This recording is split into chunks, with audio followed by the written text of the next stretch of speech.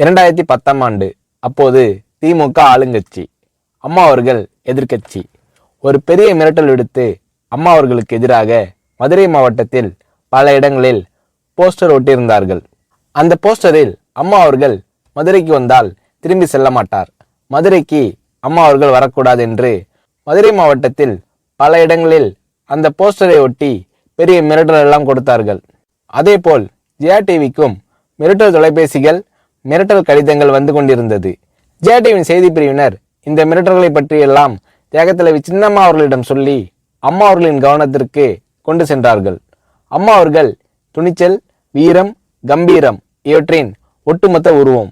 அதனால் புரட்சி தலைவி அம்மா அவர்கள், நான் மதுரைக்கு போய் தீருவேன், பொதுக்கூட்டத்தில் பேசியே தீருவேன், எது நடந்தாலும் எதிர்கொள்கிறேன் என்று சொல்கிறார்கள்.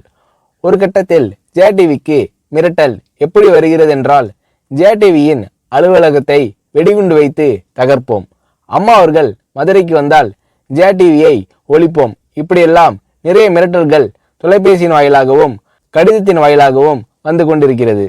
இந்த மிரட்டல்களை எல்லாம் கடந்து அம்மா அவர்கள் மதுரைக்கு சென்று பிரம்மாண்டமான பொதுக்கூட்டத்தில் லட்சக்கணக்கான மக்கள் மத்தியில் எழுச்சி உரையாற்றும் போது, ஒரு எதிர்க்கட்சியின் தலைவி என்ற முறையில் என்னை நீங்கள் மிரட்டுங்கள், ஒரு எதிர்க்கட்சியினை நான் நடத்துகிறேன் என்பதற்காக கழகத்தை மிரட்டுங்கள், ஜெயா டிவியை எதற்காக மிரட்டுகிறீர்கள், ஜெயா டிவியின் அலுவலகத்தை நீங்கள் தகர்ப்பீர்களா, ஜெயா டிவியை நீங்கள் ஒழித்து கட்டிவிடுவீர்களா, பார்க்கலாமா, ஜெயா டிவியை ஒழித்து கட்டிவிட்டால் என்னுடைய அரசியல் குரலை ஒழித்து விடலாம் என்று கனவு காணுகிறீர்களா?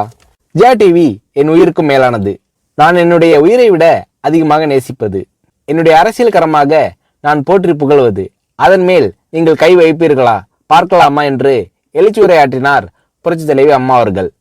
இப்படியெல்லாம் அம்மா அவர்களின் அன்புக்கும் மரியாதைக்கும் பாத்திரமாக ஜெயா டிவி இருந்தது.